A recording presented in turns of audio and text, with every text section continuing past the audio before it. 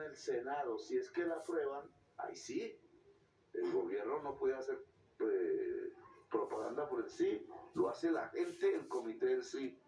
Pero que este momento no falseen la realidad. No es de la consulta, estamos pidiendo la consulta al Senado. Y la ley no nos prohíbe pedir la consulta al Senado o que la gente pida la consulta al Senado. Y por tanto tenemos el derecho de comunicarnos para que la gente pida la consulta al Senado. Si es que el Senado le pertenece, es a la gente. Claro. Y por eso es un prevaricato, porque nos están silenciando sin tener el derecho a hacerlo. Sin tener el derecho a hacerlo. Nunca dijeron ni pío cuando la televisión nos calumnia todos los días al presidente y a su familia. Nunca. Y ahora sí, porque el presidente quiere que se haga una consulta, entonces censuran al presidente. Pues eso es un Estado absolutamente parcial, no es democrático. Tiene que ver con una corruptela. Es decir, se han coaligado, primero para que el gobierno no hable al pueblo en general, y segundo para que el pueblo no hable al Estado y lo obligue, es decir, mande sobre el Estado. Están destruyendo la Constitución del 91. Sin embargo, esperamos que estos programas se puedan irradiar, que las personas dejen, si no nos dejan hablar en Caracol y RCN, pues que vengan aquí a escucharnos, a este canal público, y que podamos decir cosas que se puedan transmitir al conjunto de la ciudadanía. Aquí, como dijo Angie, vamos a tocar dos temas. Ya hemos hablado de la consulta, pero hay que explicar e informar para la gente que aún no conozca, muchos ya lo hacen. ¿Por qué estamos invitando el 1 de mayo a que 10 millones de colombianos salgan a las calles? Porque la consulta es el derecho del pueblo a hablar y decidir. Y eso se exige en la calle, porque el Senado de la República puede darle la espalda al pueblo. Y en ese momento perdería su razón de ser. Porque el Congreso de Colombia, como lo dice la Constitución, es un representante del pueblo. No puede quitarle el mandato al pueblo. El Congreso de la República, como nosotros, somos un poder constituido, no constituyente. Sobre el poder constituido prima el poder constituyente, y el poder constituyente es la decisión del pueblo. No es que sea una asamblea constituyente, que es uno de sus instrumentos, pero hay más.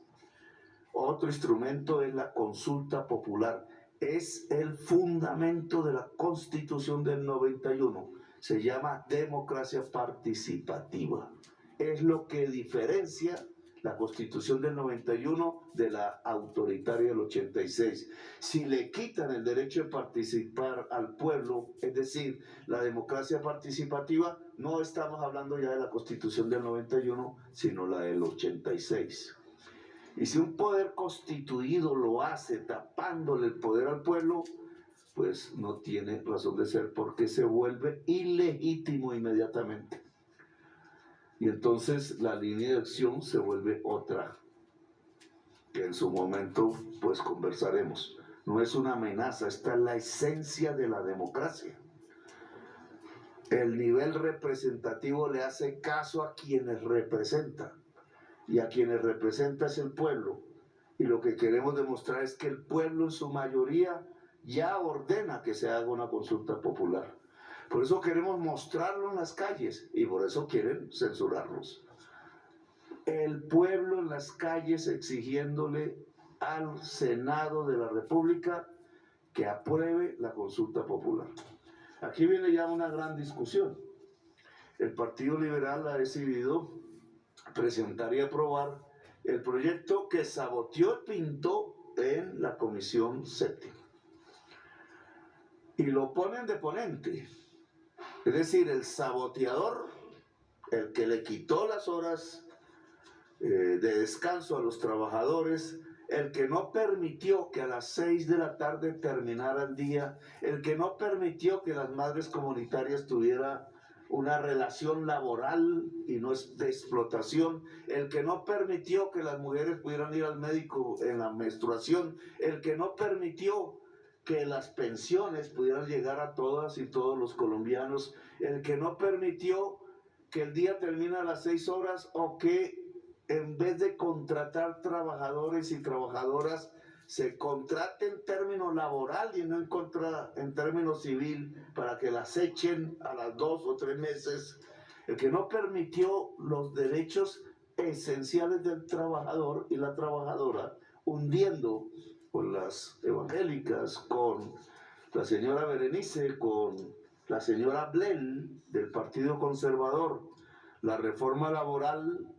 Entonces ahora resulta que lo ponen de ponente para salvar la reforma laboral. Eso lleva hipocresía, en mi opinión. O sea, ¿qué pretenden? Que el Congreso se demore entonces en un debate, 2 debates, 2 años, como ocurrió con la reforma laboral, para que el tiempo de la consulta se pase, para que los senadores no voten la consulta popular, y entonces el Partido Liberal está pretendiendo taparle la boca al pueblo, evitando la consulta popular en un proyecto que se demoraría, pues ya lo probamos ahora, 2 años, es decir, que quedaría interrumpido con la salida de este gobierno en el año 2026. Pues le he pedido al ministro del Interior que le ponga mensaje de urgencia e insistencia, para que definan rapidísimo, y nosotros presentamos la consulta el 1 de mayo. El 1 de mayo sale la espada de Bolívar a la plaza de Bolívar. Y la quiero colocar como la guía del pueblo colombiano. La consulta no beneficia a nadie en esta mesa. Quizás en esta mesa se discuten siempre cosas que los benefician a los que están sentados en la mesa y a quienes los compran, los grandes capitales de Colombia. Aquí esta iniciativa no beneficia a nadie de los que están aquí sentados. Se pensionan ustedes, tienen contrato laboral, no tienen problemas desde el punto de vista de un patrón que despida en un mes, aunque el patrón de todos ustedes y todas es el pueblo. Y el pueblo puede despedir. Se llama revocar. Ese es un derecho del pueblo. Pero la consulta popular es para que el pueblo tenga derechos, los mínimos, para que una señora de los tintos no sea humillada, para que cualquier muchacha que está en un supermercado en la caja no la lleven a trabajar hasta las 12 de la noche sin pagarle las extras, y para que todo el mundo pueda descansar si quiere, o si cambia el descanso por el trabajo, ese trabajo valga el doble, porque es mucho más costoso dejar a la familia para poderla sostener. Esos son derechos de la gente, no de nosotros. Por eso aquí lo que estamos peleando es por los derechos de la gente y derechos simples de la gente. Entonces se va a pasar esa urgencia para que se desnuden. No gusta la desnudez del cuerpo ahí en los cuadros de las personas, la moral, siempre encubiertos. Pero esto es mejor que se desnuden. Desnudar el poder en la putrefacción a la que ha llegado y en el intento de limpiar ese poder y de entregársela a la ciudadanía y la ciudadanía. Que Pinto diga en su ponencia qué quiere. De nuevo, pero rápido, porque no tenemos tiempo de esperar. Ya la radicó, bueno, va con urgencia, ministro Benedetti, mañana mismo el mensaje. Se reúnen las 2 comisiones séptimas de Cámara y Senado, juntas. Tienen que tener una ponencia y solo van a discutir eso, la reforma laboral en Colombia, y pasa a plenarias. En la ponencia sabemos si es una burla, si es una burla al pueblo. Y el tiempo nos da para que discuta el Senado de la República en sus 30 días. Y si el Senado de la República en 30 días no discute, entonces el presidente por decreto convoca la consulta tal cual dice la ley. O no se pronuncia. si no aprueba o no se pronuncia, ¿cierto? Pues a ver, no se va a pronunciar, esperando que salga la ley en la comisión primera. ¿O va a negar la consulta mientras discuten en la comisión primera? Si va a negar la consulta mientras discuten en la comisión primera, el pueblo debe saber qué hacer. Porque pierde razón de ser un órgano representativo que le quita la voz a su mandante, el pueblo colombiano. El pueblo tendrá entonces la posibilidad de actuar de otras maneras, que no es amenaza, es que una institución no puede volverse ilegítima. Y una institución se vuelve ilegítima si le quita la voz al mandante, porque lo único que hace fuente de legitimidad según la Constitución es el poder del pueblo. Eso se llama soberanía popular y está escrito en la Constitución de Colombia. Bien, entonces vamos a abrir este tema porque debe explicar, ya están las preguntas presentadas, están presentadas al Congreso de Colombia, las preguntas están presentadas al público, se tienen que presentar al Senado de Colombia. Me gustaría que el ministro de Trabajo, aquí presente, ¿dónde está? Ministro de Trabajo, aquí Antonio,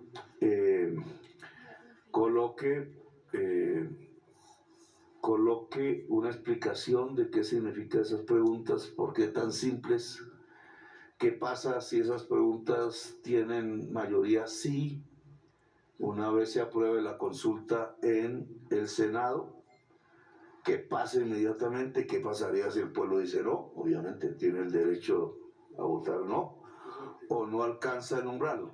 Es el ministro de Trabajo y el ministro Benedetti, entonces tienen la posibilidad aquí de explicarle al pueblo qué quisimos hacer con las preguntas. Muchas gracias, señor presidente. Bueno, en el orden inicia el ministro del Interior, que nos va a explicar datos generales sobre la consulta. Acto seguido, el ministro de Trabajo, que nos va a explicar una a una las preguntas, y el siguiente en hacer uso de la palabra es el director del SENA, que nos va a explicar la pregunta de contrato de aprendizaje a los estudiantes del SENA. En ese orden, ministro Benedetti tiene el uso de la palabra. Muchas gracias, señor presidente, doctora Angie. Saludo a los televidentes y las televidentes. Presidente, ¿por qué, y colombianos y colombianas, por qué empieza el tema de la consulta? El tema de la consulta empieza porque el 11 de marzo, en la Comisión Séptima, 8 senadores, entre ellos unos que no eran ponentes, firman una ponencia negativa. Yo duré 20 años en el Congreso de la República y nunca unos senadores o unos representantes de la Cámara que no eran ponentes firmaron la ponencia. Y la firmaron casi como una especie de asalto. Cerraron la puerta de la comisión, se reunieron antes y la firmaron. ¿Qué significaba esa firma? Que eran la mayoría de la comisión, que son 14, y por lo tanto, entonces estaba negado el debate. Ojo, no había debate. No había ninguna forma de debatir. ¿Qué se estilaba a alguien si no le gustaba el proyecto? Dilatarlo, proponer 20 proposiciones, etc. Pero nunca antes había pasado de que unas personas que no eran ponentes firmaran la ponencia. Es ahí cuando el gobierno entiende de que hay un bloqueo institucional, de que hay una idea y una conciencia de lastimar más bien al presidente Petro, sopera de castigar los derechos de la clase obrera. Y me baso en una sentencia, que es la 180 del 94, que dice que cuando hay un, entre comillas, conflicto entre el legislativo y el ejecutivo, para dirimir ese conflicto, se debe hacer a través de una consulta popular. Y entonces, esos derechos laborales siempre han estado en manos de unas mayorías de turno en el Congreso de la República. ya pasó en el 2002 con la ley 789, cuando los derechos laborales que son progresivos se volvieron regresivos. Y fue cuando le aumentaron las horas para que se empezaran a ganar las horas extras la clase trabajadora.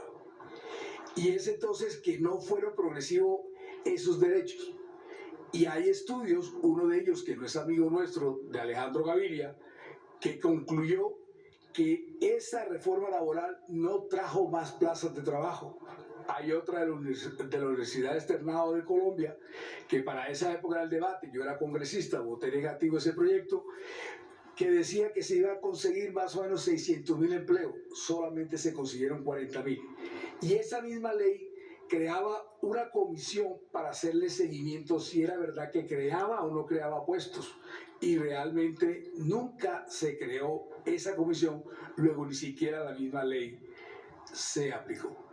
Entonces, el gobierno del cambio lo que quiere es recuperar los derechos de la clase obrera, quiere restituir esos derechos, porque es cambiar una ley que está desde 1950.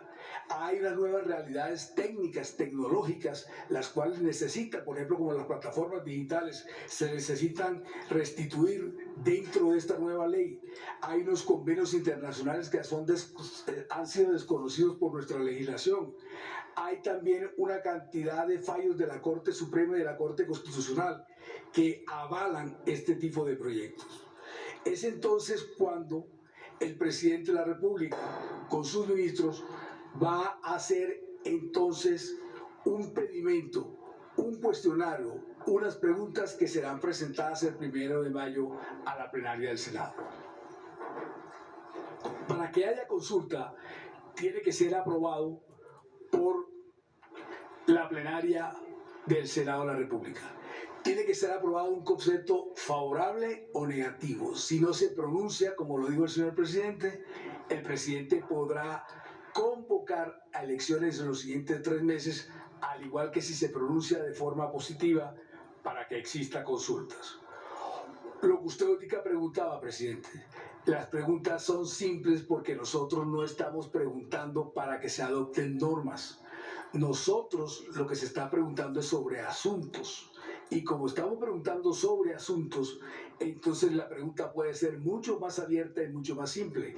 Nos ha pasado con el doctor Sanguino, ministro de Trabajo, que cuando estamos en rueda nos preguntan que por qué esta pregunta tan obvia, casi que nos dicen que por qué esta pregunta tan boba, porque fueron negadas por el mismo Senado de la República en la Comisión Séptima. El Senado tiene 1 mes para entonces tramitar ese concepto favorable o negativo. Y es entonces cuando, usted lo acaba de decir, cuando usted haga la convocatoria, a los 15 días viene la conformación de los comités y ahí es cuando empieza la campaña y es ahí cuando la comisión, el Consejo de Estado, etcétera, la Corte, se pueden pronunciar si hay alguna irregularidad por parte del gobierno en sus actuaciones con referente a lo que venga a ser la campaña. Ahora viene un tema muy importante para que usted me ha preguntado ahorita, presidente. Para que sean aprobadas cada pregunta, se necesita sacar las 2/3 partes. Mal contado, los votos que se necesitan son 13.600.000. Una vez aprobadas las preguntas o la consulta, tiene que volver otra vez al Congreso. Entonces el Congreso, entre comillas, volvería a tener otra vez el control de las preguntas. Para aquellas personas que creen que en el Congreso ahora en el Senado, cuando vayamos con las preguntas, cuando se metan el 1 de mayo hasta el 1 de junio, las pueden tocar. No las pueden tocar.